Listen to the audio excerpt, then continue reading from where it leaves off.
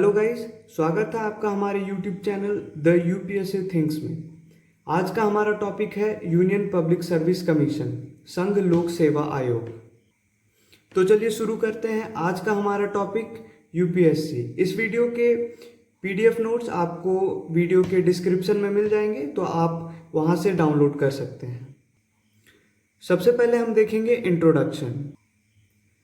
The UPSC is a central agency responsible for conducting examination pertaining to civil services and conducting interviews for direct recruitment। UPSC केंद्र की एक ऐसी संस्था है जिसका काम सिविल सेवा परीक्षाओं के लिए एग्जाम्स कंडक्ट करवाना है। Article 315 to Article 323 of Indian Constitution deals with the establishment of UPSC as well as state PCS। भारतीय संविधान का अनुच्छेद 315 से 323 यूपीएससी और स्टेट पीसीएस के गठन से संबंधित है। The union public service commission was established on 1 अगस्त 1928। भारत में संघ लोक सेवा आयोग का गठन 1 अक्टूबर 1926 को हुआ था। अब आइए जानते हैं इसके ऑफिस के बारे में। तो जो यूपीएससी का कार्यालय है, हेडक्वार्टर है, is located at Dholavira house, new Delhi. ये धौलावीरा हाउस न्यू दिल्ली में लोकेटेड है। Previously it was residence of Dholavira राजघराना which was build during 1920s। पहले यह जो हाउस है वो धौलावीरा राजघराना का निवास हुआ करता था, जो 1920 में बना। आइए जानते हैं यूपीएससी के रोल और फंक्शंस के बारे में। Foremost function of UPSC is the appointment in administrative services through all India competitive examination। UPSC के प्रमुख कामों में से एक काम अखिल भारतीय सेवाओं के लिए अखिल भारतीय प्रतियोगी परीक्षाओं का आयोजन करवाना है। Another function is to assist in framing and operating schemes of joint recruitment for other services। अन्य स्कीम्स में रिक्रूटमेंट से रिलेटेड सहयोग करना काम है। UPSC advises the President on matters related to methods of recruitment to civil services। UPSC president को civil services के recruitment से रिलेटेड सुझाव देती है। जैसा कि आपको हाल ही में पता होगा, यूपीएससी ने जो यूपीएससी की उम्र सीमा है उसे कम करने के लिए सुझाव दिया है। Next function is to have a look at all disciplinary matters affecting a person serving under the central or state government। अगला जो काम है वह केंद्र या राज्य सरकार के अंतर्गत सिविल सेवा के अधिकारियों के डिसिप्लिनरी एक्शंस पर नजर रखना है। आइए जानते हैं यूपीएससी के मेंबर्स के बारे में। Article 318 of the Constitution of India says that UPSC will be constituted with a chairperson and 10 other members। भारतीय संविधान का अनुच्छेद 318 बताता है कि यूपीएससी में एक चेयरमैन होगा और 10 अन्य सदस्य होंगे। All the members are appointed by the President of India with at least half members being civil servants with at least 10 years of service experience। जितने भी मेंबर्स होंगे उनमें से आधे सिविल सेवा के अधिकारी होने चाहिए जिन्हें कम से कम 10 साल का सर्विस एक्सपीरियंस हो। The secretariat of UPSC is led by a secretary, 2 additional secretaries, joint and deputy secretaries.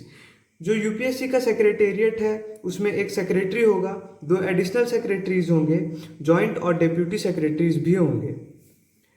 The chairman of UPSC has not been authorised to take any office of profit.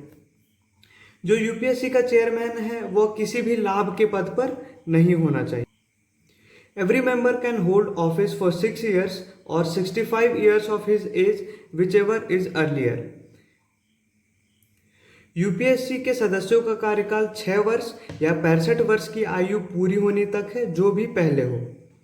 A member can submit his resignation at any time to the President, whereas the President can eliminate on the basis of misbehavior। कोई भी सदस्य अपना इस्तीफा राष्ट्रपति को कभी भी दे सकता है, वहीं पर जो प्रेसिडेंट है वह सदस्यों को उनके कदाचार के कारण हटा भी सकता है पद से। Exams conducted by UPSC. आपको पता होगा कि यूपीएससी बहुत सारी परीक्षाएं करवाती हैं जो कि बहुत ही प्रतिष्ठित मानी जाती हैं। तो आइए देखते हैं यूपीएससी कौन कौन सी परीक्षाएं करवाती हैं। पहला है सिविल सर्विसेज एग्जामिनेशन।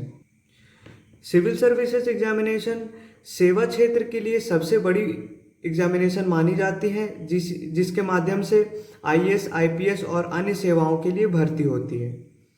दूसरा है इंजीनियरिंग सर्विसेज एग्जामिनेशन।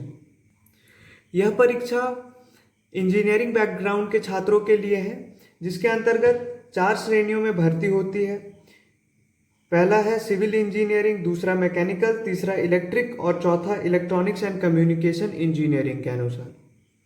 तीसरा है इंडियन फॉरेस्ट सर्विसेज।